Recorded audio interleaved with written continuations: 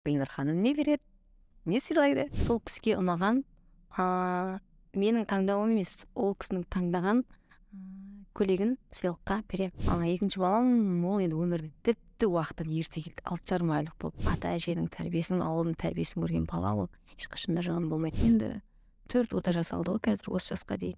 5-ші жасалды былтыр. Қызылордаға барып, менің қайтым үлкен бір кино болатын бар ғой, кәдімгідей. Ол кезде менің өмірім бірінші орында тұрды. Дәрігерлердің айтуы бойынша анасын сақтап қалуымыз керек. Сонымен мені реанимационный немен Қаладан келіп, жедел жәрдем алып кетті Алматыға.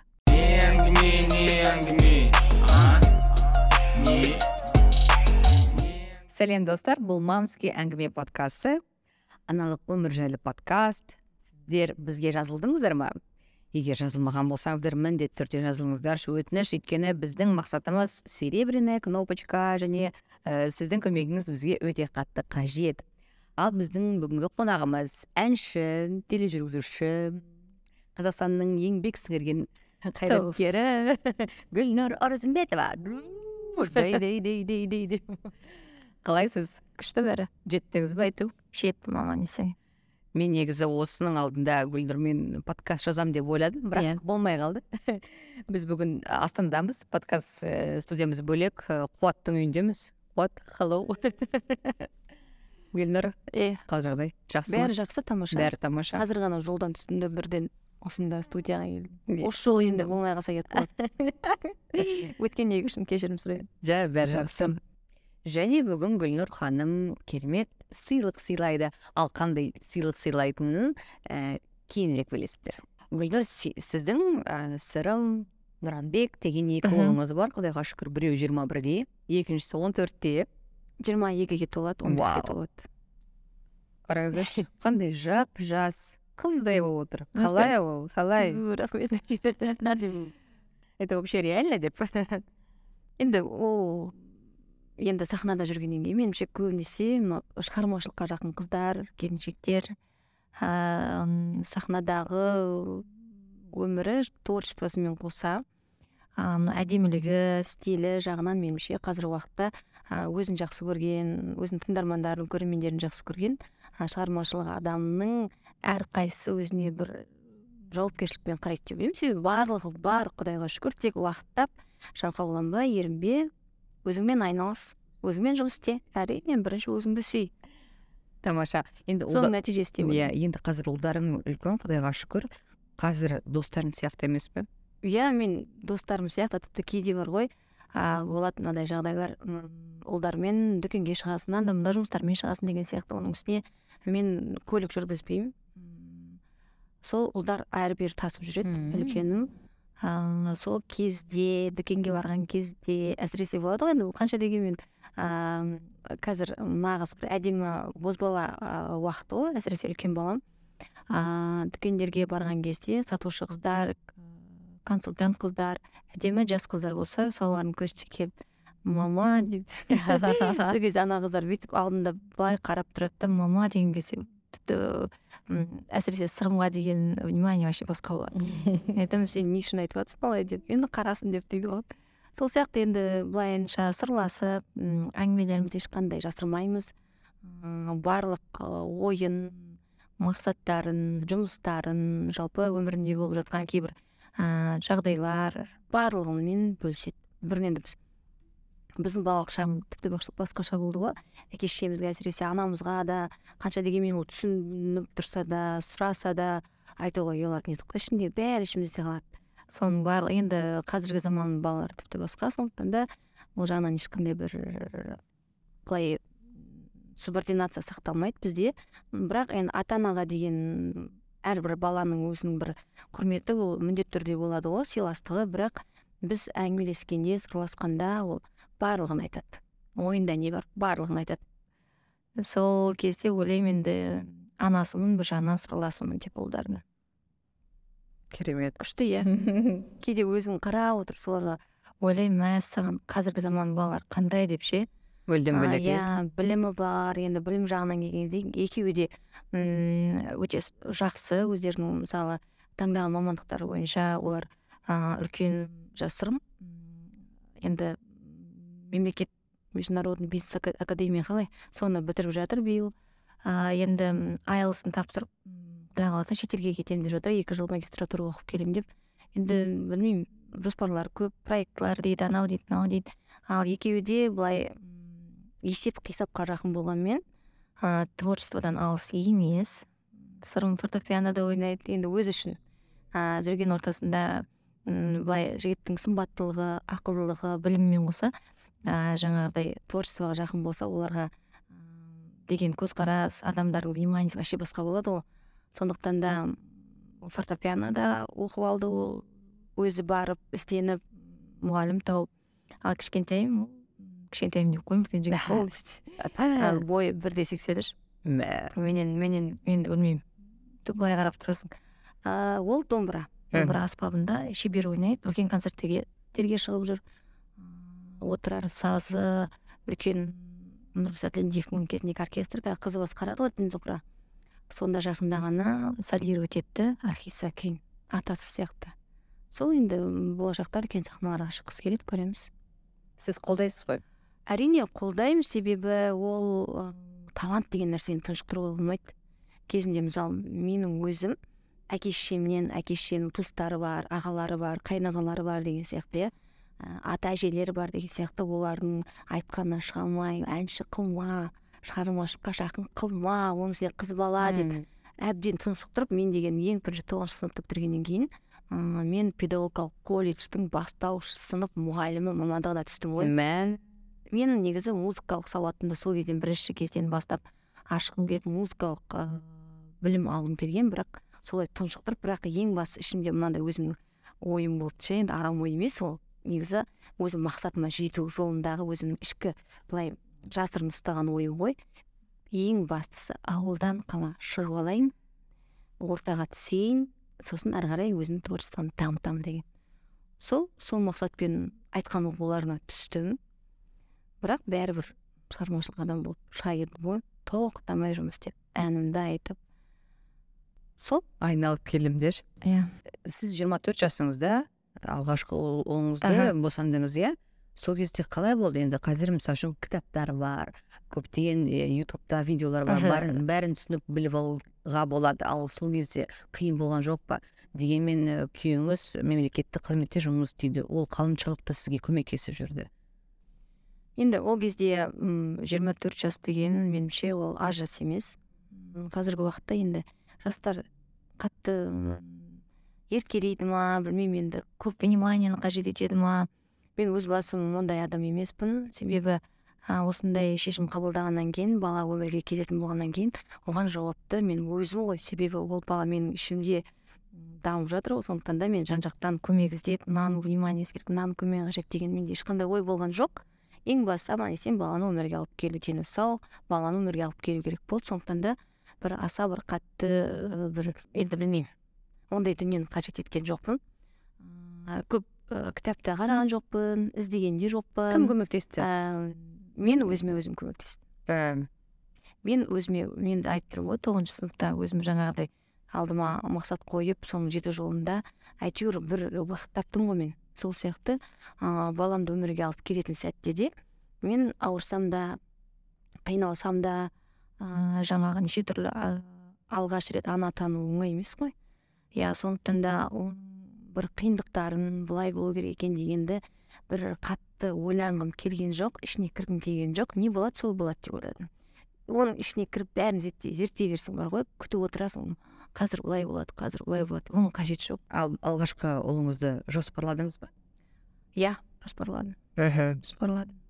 Бірақ қанша дегенмен ол кездегі осыдан 23 жыл бұрынғы, 22 жыл бұрынғы медицина, қазір медицинамен енді салыстырсаң біраз алға дамып кеттік қой, біраз емес, жалпы 100% дамып кеттік. Бірақ енді медицина қызметкерлерінің мықтылығының, тәжірибелігі жоғары болғандығының арқасында мен үлкен ұлым уақытынан, екі балам да негізі уақытынан бұрын өмірге келген. Үлкен балам 8 ай болғанда өмірге, 8 айлық балалар негізі бір өмір сүрмейді өмірге келгеннен, олар жетінеп кетеді деп айтып жатады, бірақ жоқ, олай болған жоқ, Құдайға шүкір. Екінші балам ол енді өмірдің тіпті уақытын ерте келді, 6,5 айлық болып. Оның барлығын енді Құдайға шүкір ата ананың махаббатын сезінген бала, ата ананың жаңағыдай бала алдындағы жауапкершілігін сезінген бала, ол бәрібір өмір сүреді екен. Құдайға шүкір, екеуі де ешкім айтпайды уақытының келген балалар деп. Мысалы ең бастысы мынау жүрек, балаға деген сенің махаббатың ерекше болу керек деп ойлаймын. Баланы ол ары қарай ынталандырады, жігерлендіреді, өмірге деген құлшынысын арттырады. Сонымен бірге өмір сүресің, сол баланы аяғына тік тұрып кеткенше, тәй басып кеткенше, шынын айтсам, қастарында болдым деп айта аламын. Құдайға шүкір. Құдайға шүкір. Ол кезде сіз түрлі байқаулардан жақсы жүлдеге ие болып жаттыңыз. Ол кезде қазір баламен отырсам, үйде отырып қалам ба деген қорқыныш болмады ма? Мен үлкен ұлым 2001 жылы үлкен байқаулардан жүлделерімді алдым. Енді бір жылда Жасқанат, бір жылда сол Азия дауыс фестивалі, сосын Discovery, Болгарияда өткен бұрынғы Золотой Орфей, Роза Қуанышевна барған. Оның барлығы сол бір жылда болды да. Енді біразға дейін мен баланы өмірге алып келіп, кішкене демалдыруыма да маған бір мүмкіндік болған шығар деп ойлаймын. 2001 жылы үлкен баламды өмірге алып келдім, бірақ өмірге алып келетін алдында 2 ай бұрын Қорқыт Қобыз әніме сол өзім алғашқы атымды шығарған, жалпы маған жолдама берген үлкен сахнаға бейнебаян түсіріп те үлгеріп, бәрін халыққа ұсынып, кішкене осыны тыңдай тұрыңдар, мен баламды босанып алайын деген сияқты. Сондай бір негізі кез келген нәрсені бастағанда оның басы болу керек, аяғы болу керек. Не үшін жасап жатырмын, не істеп жатырмын деген сияқты. Соған бір уақытты, енді бір қазіргі уақытта қалай айтады, арнайы план жоспармен жасасаң, ол өзінің жақсы нәтижесін береді. Білуімше, сырым 3 жасқа дейін әжесінде болды. Ол кімнің мамасы, кімнің анасы? Ол 3 жасқа дейін, 5 жасқа дейін. Менің анамның қолында болды. Себебі мен енді сырым тәй басып кішкене жүре бастағаннан кейін маған жұмыс істеу керек болды. Үйде қарайтын адам жоқ. Ол кезде бала күтушісі олай деген ондай түсінікте жоқ па, білмеймін енді. Сондықтан анам өзі ұсыныс айтты, мен алып кетейін, жұмысыңды істе, жан-жағыңды алаңдама, біз қараймыз деп. Оның үстіне нағашы әжесі жағынан, атасы жағынан енді бірінші немере болғаннан кейін қыздың баласы енді ол енді ұлдардың балдарына обычно қарайды ғой, кеше деген алып кетейік, көмектесейік деп. Сонымен менің анамның қолында болды. Ол жақтан да бір жақсы тәрбие алды деп ойлаймын. Себебі сырым өте бауырмал, өте білмеймін, көшеде кетіп бара жатып тіпті бір қиналып тұрған адамды көрсе, болмаса бір енді бір жағдай төмен бір адамдарды көріп тұрса да машинасын тоқтата салып, әйтеуір соған көмектеседі, қолында не бар соны береді. Оның бәрі мен ойлаймын, қазіргі уақыттағы жастардың бойындағы көп бір қатыгез сияқты маған қазіргі жастар ше, кейде қараймын, қарным ашады, жүрегім ауырады. Оның барлығы мынау ата әженің ауылдың тәрбиесінің жетіспеушілігінен деп ойлаймын. Осы ретте мен бір Құдайға шүкір жолым болған ата анамыз деп ойлаймын. Себебі ата әженің тәрбиесінің, ауылдың тәрбиесін көрген бала ол ешқашан да жаман болмайды. Мысалы, қанша қалада тұрғанмен де балаларды 3 ай каникул бар ғой, Құдайға шүкір, мүмкіндік бар. Шетелге алып кетпей ол балдарды, ол қалада жүріп те, былай да жүріп те, онлайнда шет тілдерін үйренуге болады, араласуға болады. Мысалы, мен кіші баламыз шетелдік достары бар, солармен онлайн сөйлесіп отырып, өте ағылшын тілін жетік меңгеріп алған. Сол сияқты оның орнына бір айлап жатпай ақ қойсын, бір 15 күндей баланы ауылға міндетті түрде алып барып, ауылдың жаңағы иісін, тәрбиесін сезіну керек деп ойлаймын. Ал ауыл болмаса ше? Ауыл болмаса, ауылға жақын жерге бару керек шығар. Ауылдың тәрбиесін, енді қанша дегенмен кез келген қазақстандықтың, мен ойлаймын, ол тегі бәрібір қалада туылып өмір сүріп солай туылды деп есептемеймін. Мен мысалы 100% ауылдың тәрбиесін алу мүмкін емес шығар, оны көру мүмкін емес шығар, бірақ енді бір 70% міндетті түрде енді ауылдан шықты деп ойлаймын. Сондықтан да ауылда әке-шешесінің туысқаны бар деген сияқты. Мысалы қазіргі балалар өзінің жақын туысқандарын, атасын, әжесін, тағы туысқандарын, нағашыларын, жиендерін мысалы білмей жатады ше. Соның барлығын ол бала білу керек қой. Кейін ол кіммен араласады, кімді өзіне жақын тұтады, кіммен мынау менің туысқаным, мынау менің нағашым, мынау менің жиенім. мына менің жеген шығарым деген сияқты сол түсініктің барлығын меніңше қалыптастыруда бәрібір әйтеуір кез келген адамды былай түртіп қалсаң бәрі тегі ауылы. Ұлыңыз 5 жыл ата әжесінің қолында тұрған кезде қиналмадыңыз ба, сағынбадыңыз ба, қалай сағындым, барып келіп тұрдыңыз ба, қалай болды? сағындым. Былай мынандай жағдайлар болатын. Сырым, мен Қызылордаға енді былай көп бара бермедім, тек концерттік жаңа шақырулар алған кезде, той болған кезде ғана, туыстардың тойлары болған кезде барам. Мен келген күні температурасы көтеріліп ауырып қалатын. Мен сағынғаным сол. Айтады үйдегілер, мына қалай сап-сау жүгіріп жүрген бала, мынау не болды? Шешесі келген кезде ауырып қалған ес деп. Сосын үйдегілер ауырып қалған кезде сөйлесем ғой, күнде сөйлесем, күнде телефонмен. Қалайсың балам, барлығы жақсы ма деп. Сөйтсем, иә, барлығы жақсы деп, бірақ сезем ауырып тұрған ше. Бірақ үйдегілер айтпайды оны. Сосын ар жағынан естіп қаламын дауыс, айтпа деп айтқан. Нені айтпа деп, маған укол салды ғой деп, соны айтып қалады бала ғой. Соны жылайды. Қатты сағынатын менің сырым. Ол енді Қызылордаға барып, менің қайтым үлкен бір кино болатын бар ғой, кәдімгідей. Аяғыма жарма салып, жылайды, мені алып кет деп ше. Енді білмеймін, не болса да балалардың өзінің ата-анасының қолында тұрғанына жетпейді ғой. Барып бірге ауылға барсын, тұрсын, көрсін, бірақ енді солай бір 5-6 жылда бөлек, баладан бөлек болу деген нәрсе дұрыс емес екен. Енді өзіңіз өкінбейсіз болуға? Жоқ, өкінбеймін, бірақ кейде айтады, енді неге Нұранбекте жүрмейсіңдер ауылға деп.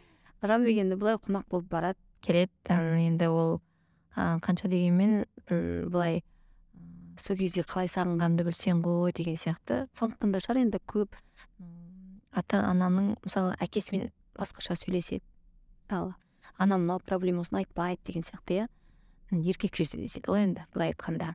Ал мен бүкіл сырын бөлісіп айтатын, бірақ кейде айтып қалады, неге солай жасадыңдар деп, неге ауылға жібердіңдер, неге бірге менімен тұрмадыңдар деп. Енді әрбір уақыт болған жоқ, енді балам, ондай жағдай болады. Енді мен ешқашан да өйтіп кейін балаларымды олай жібермес едім ешқайда дейді. Өзіммен бірге тұрады болды деп. Оның іштегі реніші жоқ па қазір сіздерге деген? Ондай реніші сол шығар, енді айтады ғой. Бетке айтады, осылай деп жасырмайды ішінде. Қазіргі балалардың бір артықшылығы іште былай көміп тастамайды. Не болса да ол айтады.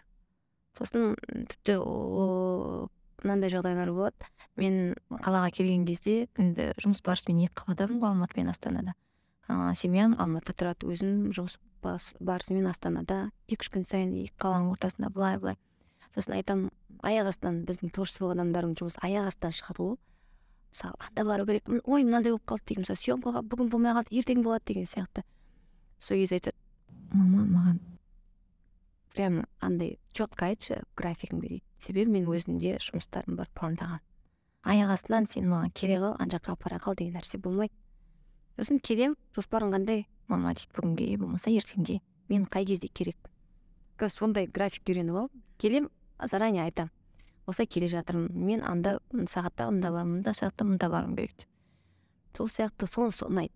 Мысалы, шашылып, түске дейін ұйықтап, жаңа ұйқысанған кезде тұрып, ондай деген жоқ. Бәрі уақытымен. Сонысы ұнайды маған. Ал енді Нұранбекті осознанный возраст дейміз ғой, 31-ге келіп, 31-ге келдіңіз ғой, 31-ге. Қазір есептеп алайын, 2008, 31, иә? Иә, Нұранбекті 31-ге келіп, жаңа осознанный возраст дейміз ғой, сол уақытта дүниеге келдіңіз. Қалай? Айырмашылық болды ма? Айырмашылық болды. Енді ол бала, енді білмеймін, барлығын әке-шешесінің қатары отырып осындай бірге бір отбасында тұрған кезінен өмірге келген бала ғой. Сондықтан да бірақ енді бір жұмыс барысымен әрі-бері ол кезде бір зырылдауымыз көп болып кетті бар ғой.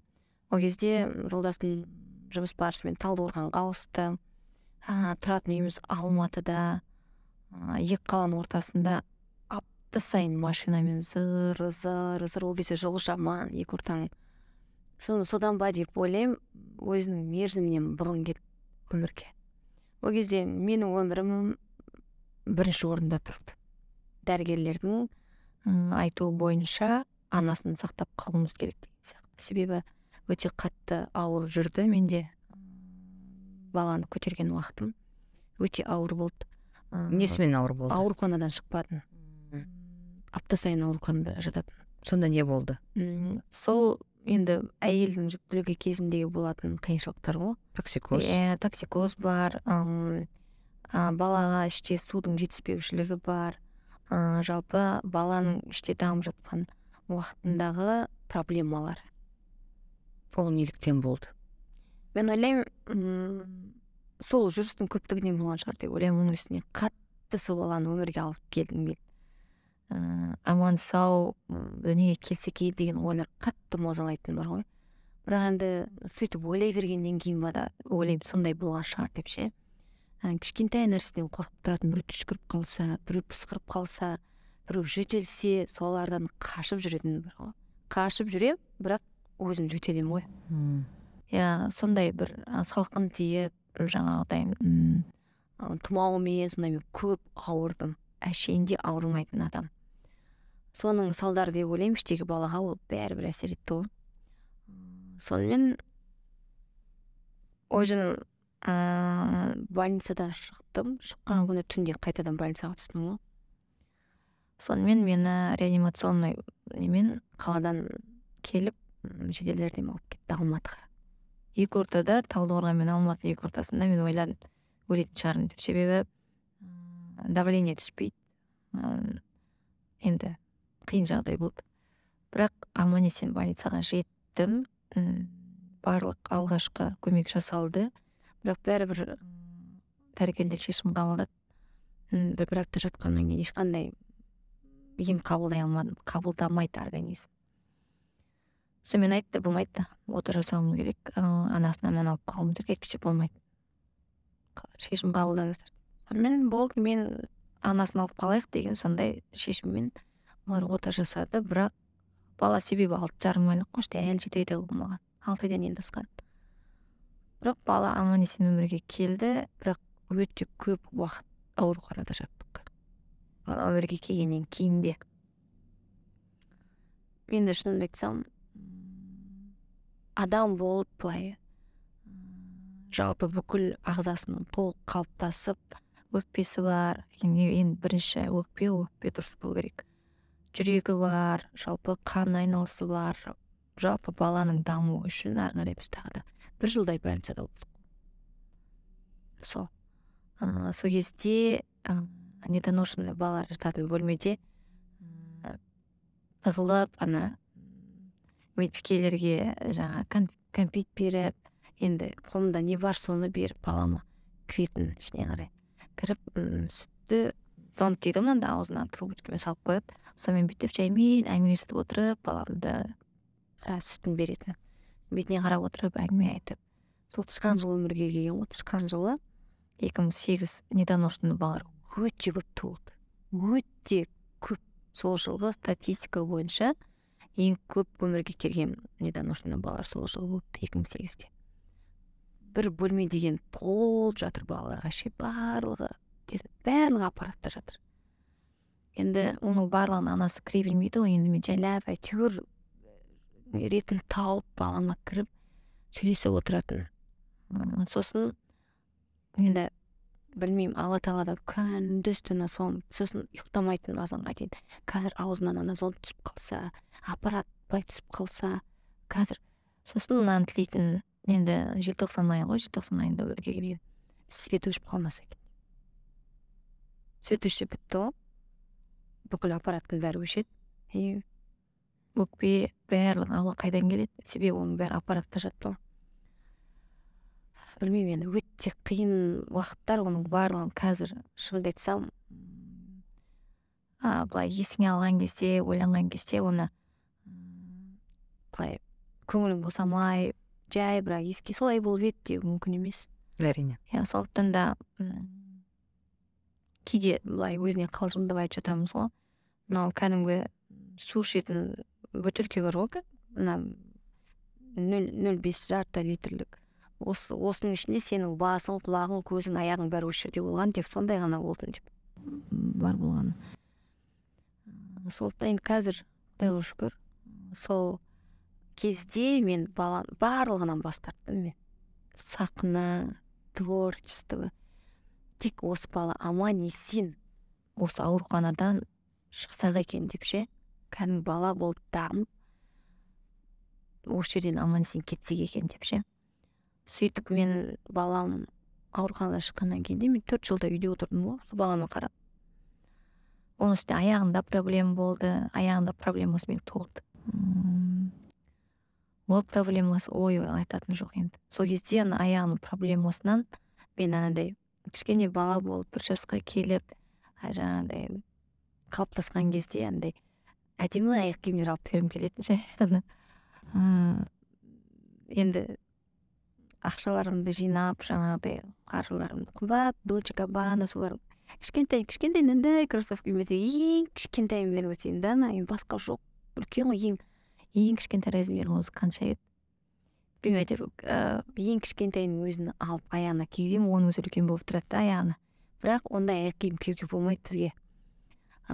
Соны кигізіп қоямын, қарап отырасың, әдемі болып тұрады. Сонда аяғында қандай проблема болды? Кішкене сіңірлері тартылып солай туылды.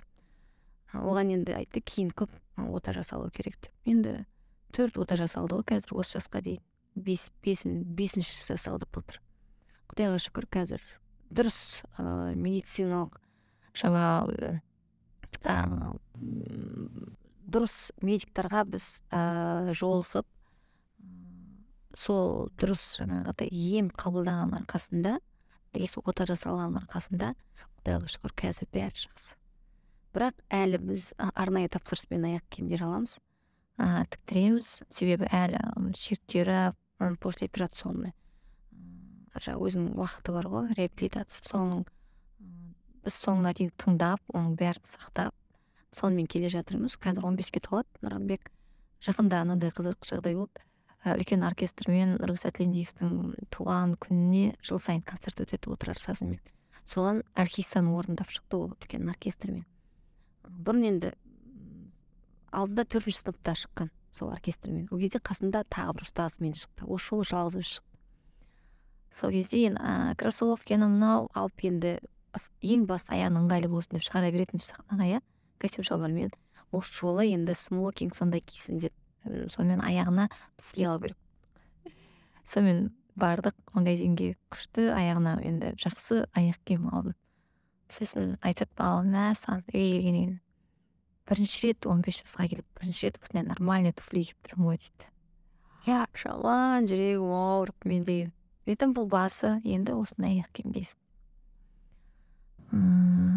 Енді мен ойлаймын, оның барлығын ол бала білет. Сондықтан да мен ойлаймын, былай үйде операциядан кейін гипспен отырған көп уақыт енді үйде отырды ғой, үйде оқыды 1 жыл онлайн. Әр операция ол үшін мектепке бармайтын операция жасалады. Сол жылы ол үйде сабақ оқиды. Сол кезде мен ойлаймын, осы домбыра соған көмектесті деп. Домбыраны отырып алып гипспен отырады, жүре алмайды. Арнайы мынандай немен жүреді, медициналық орындықтармен. Сол азынан кешке дейін домбырасын жиып ойнап жататын. Ол солақай оның үстіне. Мен ойлаймын, соның барлық ізденісіне ол бала депрессияға болмаса, бір андай балалардың бір подростковый возрасты, ондайға кіріп кеткен жоқ. Ол өзін сол домбырадан тапты, былай қарасаңыз. Оның өзі, оның өмірге деген құштарлығы, оның басқа қырынан ашты деп ойлаймын. Домбыраға бірінші кездегі оның операциядан кейінгі домбыра ұстағанымен қазіргі уақыттағы домбыра ойнауы, шеберлігі, ол өзінің таза Нұранбектің ізденіп еңбектенгеннің нәтижесі деп ойлаймын. Ол мама не үшін менде осындай болды деген нәрселер айтқан. Неге мен осылай болып туылдым деп, аяғым деген менің осындай болды.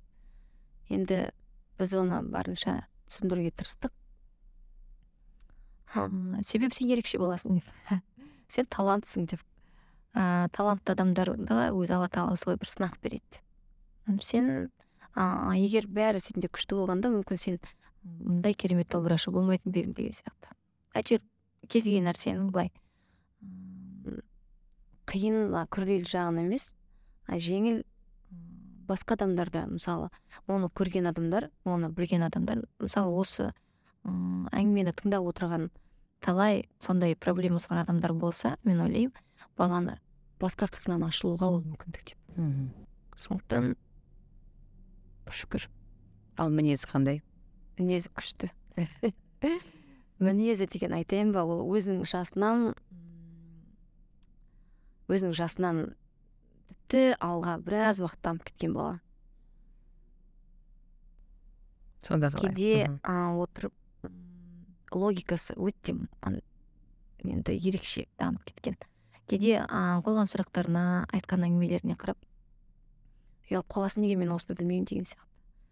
Бірдеңені дүңк еткізеді, отырып алып айтады, мынау қалай деп, сосын тек мына мектептің программасы емес, бүкіл әлемде болып жатқан қозғалыс, әлемде болып жатқан жағдайлар оның барлығынан хабардар.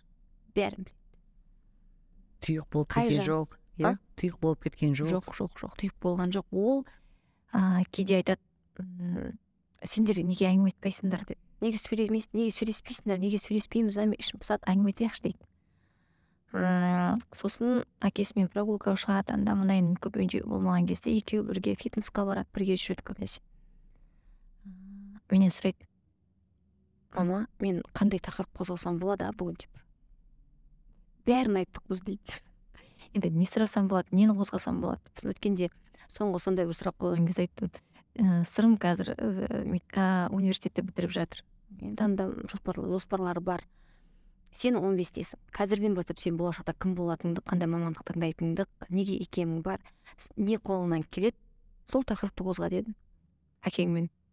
Ал өзі кім болғысы келеді? Ол өзі негізі мынау әлемдік деңгейдегі адам болғысы келетін сияқты. Бірдеңені проблеманы шешетін. Мысалы, көп мемлекетаралық болып жатқан қақтығыстар, соның былай болғанда дұрыс болар еді, сондайларды ойлап айтып отырады. Мысалы, осы мына мемлекет басшысы дұрыс шешім қабылдамады, иә. Былай болғанда былай болу керек еді, оның үстіне оның шетелдік достары өте көп. Оның барлығының ойы, айтатын әңгімесі, тіпті жақында мынандай жағдай болды. Шетелдік достарына Қазақстанның гимнін үйретіп қойған ғой. Бұлар Қазақстанның гимнін тілдерін сындырып, үйреніп, сол видеоны оған жіберіп жатыр да. Міне мама, көрдіңіз бе, біз жай ғана айтады екен олар, достар, сендер күшті мемлекетте тұрасыңдар, тыныш, бейбіт өмірде өмір сүріп жатырсыңдар. Барлық жағдай жасалған, сендерде тек жұмыс істеу керек қой, жақсы білім алу керек қой деген сияқты әңгіме айтады екен.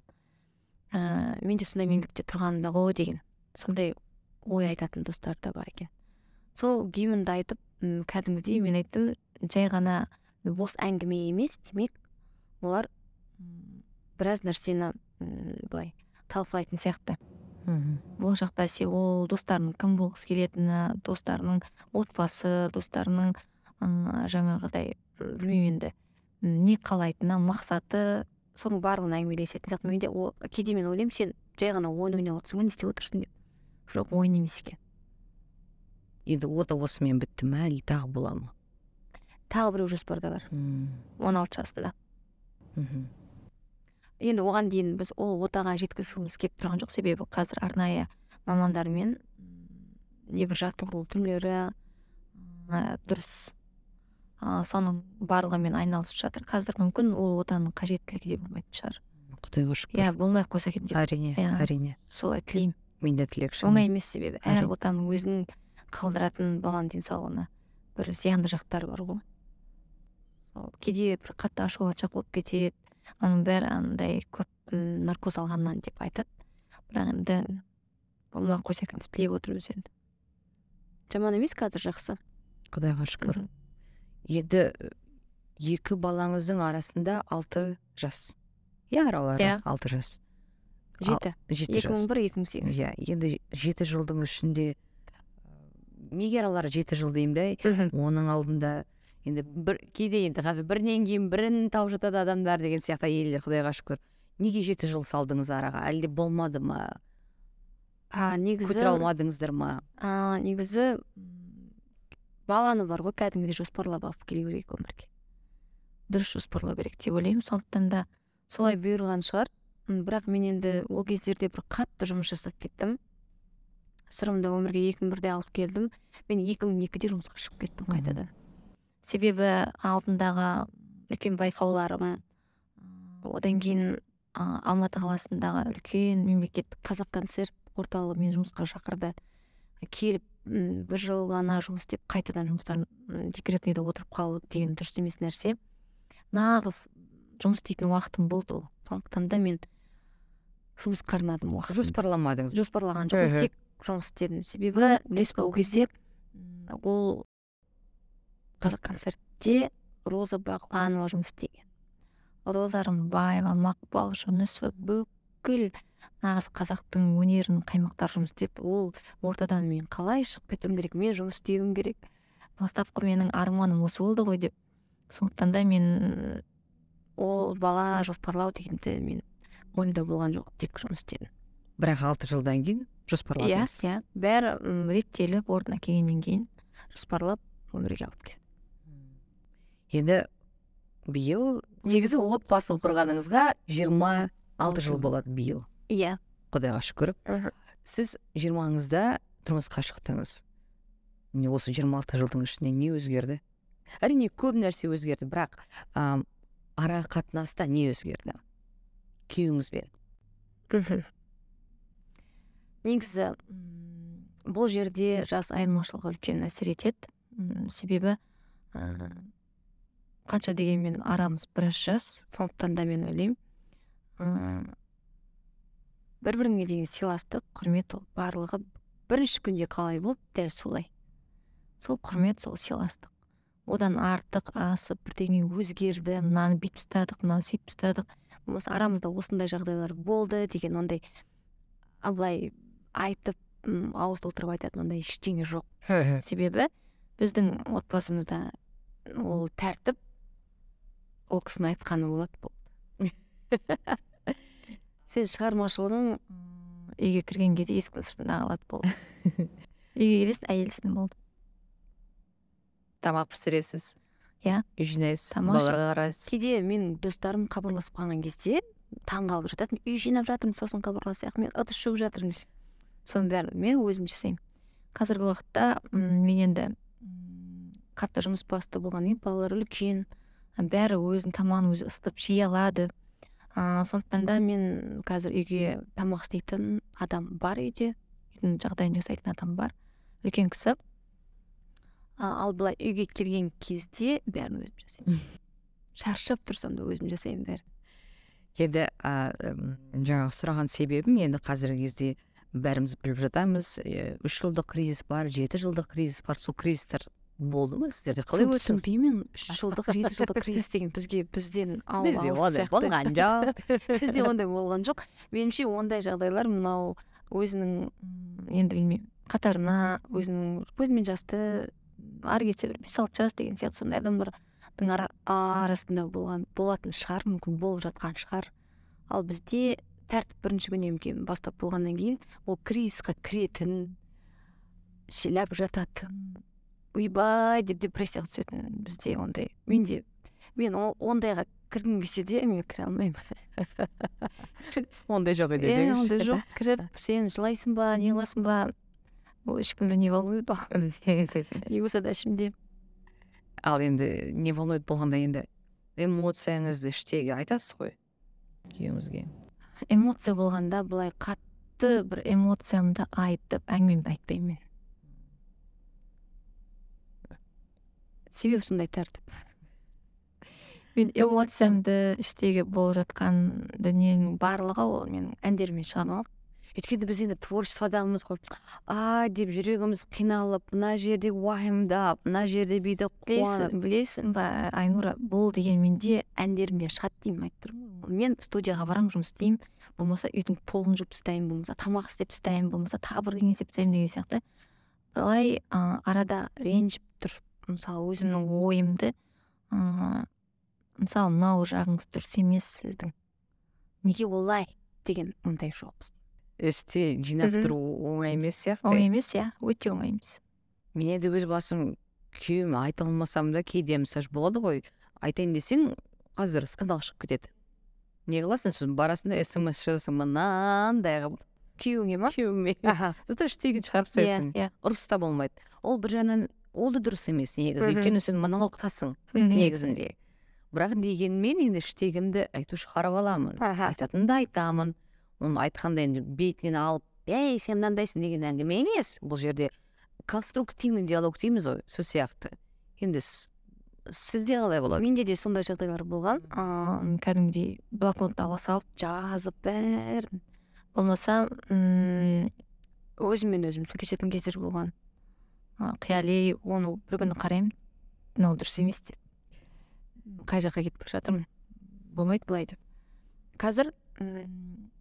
Қазіргі уақытта енді бұл кісі қазір зейнет жасында, бірақ жұмыс істейді. Ренжіткім келмейді. Әңгіменің ашық. Көңіліне қаяу түсіріп, ренжітіп, анау неге мынай емес, неге мынандай емес деп. Обаста қалыптаспаған дүние олай бәрібір сен оны істей алмайды екенсің. Себебі ол нағыз ұрып тұрған кездің өзінде, мысалы қызметте болып барлық сөзі жүріп тұрған кездің өзінде бізде ондай жағдай болмаған. Хорошо, жарайды, сіздің айтқаныңыз жарайды, сіздікі дұрыс.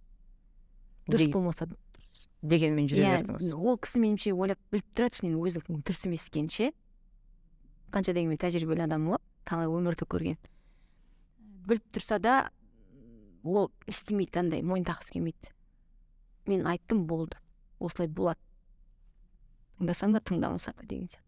Бірақ ең бастысы мені қуантатыны, былай ол кісінің кейде жасаған, кейде емес жалпы отбасындағы қазіргі тәртіптің, балалардың дұрыс жолда жүргені барлығы сол кісінің тәртібінің, тәрбиесінің арқасында деп ойлаймын. Барлығымызды былай істеп отыр ғой қазір, шынын айтсам ше. Себебі четко бәрі өзінің не істеп жүргенін біледі, не керек екенін біледі. Және бізде бір жаңағыдай сол кісі айтты, болды, все, былай табыну ондай емес бізде, бәрі дұрыс. Былай кейін анализ жасап қарап отырсам, өзім қуанам.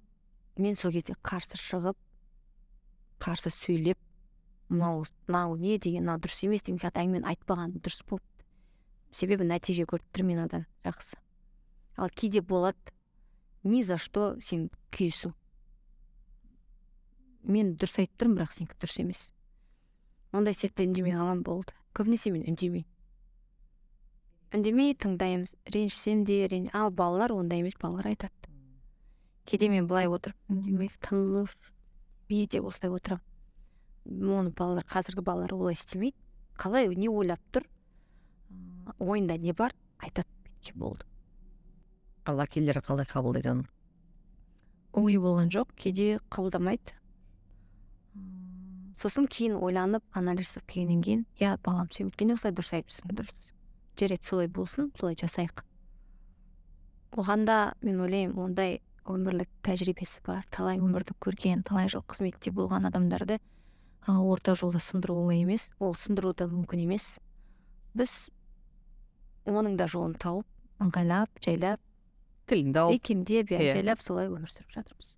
Негізі бірақ ең бастысы мына отбасындағы қазық дейді ғой, мына бірінші саған сенен талап ететін адамның дұрыс нәрсені айтуының өзі, мына семья болып қалыптасып, дұрыс жолға түсіп, жаңағыдай бір жақсы ортада, жақсы әңгіме, жақсы достар, жалпы жан-жағының дұрыс болуы семьядағы бірінші адамның дұрыс болғанының арқасында деп ойлаймын. Бізде Құдайға шүкір ол жағынан, қанша сен жұлдыз болсаң да, қанша сен керемет болсаң да, мықты болсаң да, бәрібір сен тыңдайсың, мен тыңдай аламын. Жақсы. Енді бір интервьюңызда күйеуім балалардың тәрбиесіне өте жақсы, жаңа балалар тәрбиелейді деп айтып кеттіңіз. Сол кезде ол жаңағы ұлдармен көп сөйлеседі. Яғни олардың ара қатынастары Құдайға шүкір өте жақсы. Жаңағы сырларын да айта ма? Енді олар айтып тұрмын ғой, жаңа әңгімен барысында айттым, еркекше бір-бірімен сөйлеседі. Әкелерімен әңгімесі басқа, менімен әңгімесі басқа. Мен енді анасы болғаннан кейін еркелетіп маңдайлардан сүйіп жаным деп құшақтап солай жасаймын, ал әкелерімен ондай жоқ. Олардың спорт бірге, мынау қыстық, жаздық бүкіл спорттың түрлері, шаңғы, қыста, шымбұлақ дейсің, ал былайша күндер бассейн, фитнес дейді, прогулка дейді, былайша қарасаң велосипед. Ол жағынан бірге, үшеу үнемі бірге. Барлық мүмкіндікті әкелер жасап қойған. Тек көп ұйықтама, тұрда бар, велосипедке отырда, зырылда. Болмаса бар бассейнге барып кел. Сосын дұрыс уақытында ұйықтағанды ол кісі қадағалайды. Яғни режим бар үйде, Бірақ енді жастар емес, бастарымда кейде болады, ақсап жататын, таңертеңгісін жүреді осылай, неге кеш ұйықтамадым деп. Бірақ жастар болғаннан кейін оның барлығы олар мойындарымен көтеріп жүре береді ғой. Бірақ дегенмен де жалпы тәртіп бар. Оның үстіне ұл баланың мамасына жақын болғаны дұрыс емес. Неге? Сенде ұл ма, қыз ба? Қыздар ғой бәрі. Негізі ұл бала ол әкенің тәртібін, әкенің былай көзбен бір-бірімен сөйлесіп отырады кейде. Былай қараған өзі баланы бүйтіп тұрған баланы төмен түсіреді. Ол деген сөз әкенің рөлінің қаншалықты мықты екенін отбасында. Сондықтан да мен анасына жақын, анасының қасынан шықпайтын балалар, ұлдарды көрген кезде кейде аналарың дұрыс емес деп айтқым келеді. Неге дұрыс емес? Баласын ертіп алып жүріп, анда-мында шауып жүреді ұлдарын, әйел адамдар өте дұрыс емес. Сіз 20 жасыңызда тұрмыс құрдыңыз. Енді қазір біреуге ерте, біреуге кеш. Енді қазіргі көзқараспен қараған кезде ерте сияқты. Ал сізге олай көрінбеді ме сол кезде? Қалай болды? Мен енді оны маған көрінетіндей, маған бір оны ойлайтындай менде мүмкіндік болған жоқ ол кезде. Солай болды. Болу керек. Қалай сонда? Шынымды айтсам, былай жігітпен жүріп, қызбен жігіт болып қол ұстасып, ондай деген өмірімде болған емес. Сол жақсы көрді, шақырды. Болды. Бардыңыз, қосылдыңыз. Барған жоқпын өзі. Тау болды. Мен барған жоқпын ешқайда. Басында қиын болмады ма? Оңай болған жоқ. Себебі қанша дегенмен қызметі бар, мен әлі балам, бірақ мен бала болсам да, демек ол кісі мені солай шешім қабылдаса, демек мен сөйлесе алғаным ғой. Себебі мен әжемнің қызы болдым, үлкен кісілердің тәрбиесін көрдім. Көп нәрсе кейде маған бала кезімнің өзінде айтып отыратын жеңгелерім, осы кемпірлер ұқсап сөйлемес деп ше маған. Неге ақыл айтып отырасың сен деп ше? Осы қыздан қалды осы сөз бәлеге деген сияқты. Ана неге олай тұр, неге мынау былай айтасыңдар, неге олай жасап жатырсыңдар деп бәрі сөйтіп сол жеңгелеріме барған кезде, туысқандарымыздың үйінде солай сөйлеп кіретін ойге. Мен ойлаймын, сондықтан да ол адам деген отношение жалпы әйел мен ер адамның арасындағы ол әңгімеден тұрады деп ойлаймын. Әңгімелесе алсаң, ортақ әңгімең болса, мысалы ол күнделікті сен ананы алып кеш, мынаны шауып кеш, мынаны жасап кеш деген қазіргі жастардың арасында тек қана сондай бір-біріне деген требование, ананы жасап кел, мынаны істеп кел, мынаны жаса, мынау керек маған деген сияқты. Одан бөлек адам бір-бірімен әңгімелесе білу керек. Көп семьялардың ажырасып, проблема болып жататынын сол. Сөйлесе білу керек. Мен қанша шаршап тұрсам да, қанша жолдан келсем де, әйтеуір 5 минут болса да, кейде сол 5 минуттың өзі ол кісіге аздық етіп жатады. Сен сөйлемейсің, неге әңгімеңді айтпайсың сен деп ше. Айтамын, не айтамын, бәрі жақсы.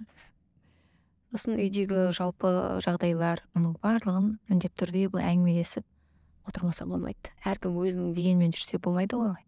Сонда әңгімені жақсы көретін кім үйде, сіз бе? Әлде жолдасыңыз ба? Жолдасым.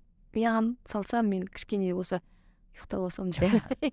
өйткені енді ер адамдар ондай көп сөйлесе бермейді, көбінесе енді әйелдер ғой әңгіме іздейтін. Әңгімені әйелдер неге іздейді? Әңгіме ол әйелдердің іздейтін өсек. Неге өсек? Өсек. Мен өсекті жек көретін адаммын. Жоқ. Мен әйел мен әйелдің арасындағы әңгіме емес, әйел мен еркектің арасындағы әңгімені деп тұрмын. Өйткені көбінесе енді әйелдер ер адамдармен сөйлескісі келеді, бірақ ер адамдар ай менің жұмысым бар, ай деп кетіп қалатын уақыттар болды. Ондай уақыттар бізде де болды. Енді қазіргі уақытта көбінесе қолы бос қой. Сондықтан әңгіме айтқысы келеді, ананы сөйлегісі келеді, мынаны айтады. Балдармен жалпы тектің тарихын айтады деген сияқты ше, көп әңгімелер өте көп айтатын әңгімесі. Ондай әңгімені тыңдап былай отыратын кейде шамам да болмайды бар ғой. Бірақ балалар оны тыңдайды. Себебі әкесінің тәртібіне олар үйреніп алған.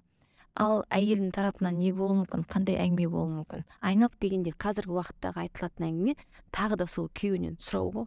Ақша бер маған анау керек, мен мына жерім ауырып тұр, мынаны емдетуім керек, болмаса ана туысқаныма барып келуім керек, мына тойға барып келуім керек. Басқа ортақ бүйтіп жалпы бір-біріне деген сезімі, бір-біріне деген көңілі, жалпы бір-біріне деген ол адам үйленді, бала туылды, одан кейін сонымен бітіп қалған жоқ қой дүние. Қазіргі уақытта сол үйленеді, қосылады, бала туылады, ары қарай бұйт болып кетеді. Бұйт болған жерде болды. Ол дұрыс емес. Сондықтан да кішкене де болса бір ауыз сезім, көңілін айтып тұру керек деп ойлаймын. Әйелдер тарапынан сенен маған внимание жоқ, сен маған қарамайсың, сенің біреуің бар шығар деген әңгімелер өте дұрыс емес. Сен бірінші күйеуіңе внимание өзің жаса. Өзің қылықты бол, өзің әдемі бол, өзіңе қара, ол сыртқа кетпес үшін. Сол кезде сен қарамай жатса, сол кезде сені өзіне жақын тартпай жатса, сол кезде айт. Көбінесе өзі шаштарын бүйтіп түйіп алады да, түрлі шаршап кеткен. Мен сен балаңды тудым, сен балаңды қарап, мен шаршағаннан өстіп жүрмін, сен маған қарамайсың, сен маған көмектеспейсің. Өте дұрыс емес ол. Сен жас, қарап ал, істе бәрін, үлгер бәріне. Сонда көмекті қалай сұрау керек? Көмекті кеуден ба? Сен егер әдемі болып, әдемі сұрай білу керек деп ойлаймын. Мысалы, әп-әдемі болып осылай отырсаң, сен мен сияқты қазір маған анау керек еді, жалпы мынаны жасасақ қалай болады, тура сұрама, былай қалай қарайсың, осылай жасасақ деген сияқты. Жалпы кез келген нәрсені тура дүңк еткізбей, ана жақтан жаймен алып келіп, ол бірінші жолы ол болмауы мүмкін, бірақ бір күні бәрі болады. Жақында Гүлнұр Оразымбетованың курсы мастер-класс. Мен осы жағынан мастер-класс, коуч, тренер, ол жағынан мен өте өзімді алыс ұстаймын. Себебі айналып келгенде ол адамдардың айтатыны біздің өмірде болып жатқан жағдайлар. Сондықтан да мен аса бір оларға бір қажет етпеймін ондай адамдарды. Сондықтан да мен жай әңгіме барысында ойыма келген нәрсені, дүниені айтып жатырмын. Жылай бермеңдерші, қыздар, келіншектер. Гүлнұр ханым, енді 2 жылдан кейін тағы бір сәби әкелу өмірге ойда бар ма? Негізі болған. Бірақ енді қазір көреміз, бұйырған нәрсе болады ғой. Бірақ аса бір қатты осылай деп бір ондай жоқ. Жоспарда жоқ. Болса болар, Құдай берсе берер. Бермесе оны көрерміз. Немерелер болатын уақыт жақындық болды. Апа болуға дайындалып жүрсіз бе? Әже болуға. Сол сырымның үлкен баласын аламыз да. Бауырлап алсам. Негізі Гүлнұр ханым қандай ене болады екен? Мен әңгіменің ашығын айтайын, қазірден айтамын мен өзім, негізі келін мен балаға күнімді салмасын деп. Олар ең басы бір-бірімен дұрыс болып, жаңағы ортақ өздерінің жұмыстары болып, жалпы былай күйеуінен ананы әкеп бер, мынаны әкеп бер емес, екеуі бірге бір ісі болса деймін да, мысалы бизнестары, өздерінің жалпы қызығушылығы, екеуін бірігіп істейтін, иә. Егер ондай болмай жатса, күйеуі болса, күйеуіне, әйелі болса, әйелін бір-біріне көмектесіп, жалпы ешкімнен ештеңені сұрамай, өздерімен өздері болса екен деп ойлаймын. Ал мен оларға көп болса балаларым бағып берер, бірақ қатты бүйтіп балаларымды әкеліп тастаңдар қараймын, мынаны бүйтемін сөйтемін деп айта алмаймын. Себебі жұмыс істеген адамға, ақша тапқан адамға бәрібір қазір бала күтушісінде бәрін де алуға болады. 2 жылға қалдырып десе ше. Жоқ. Қара міне. Олай қарай алмаймын, себебі мен енді айтып тұрмын ғой, орталарына кіріп Деловая өзің баласын жүрмеймін. өзің баласын беріп алды. Енді ол заманда, қазіргі заманда әрине. сондай жағдайлар болса керек ең бастысы.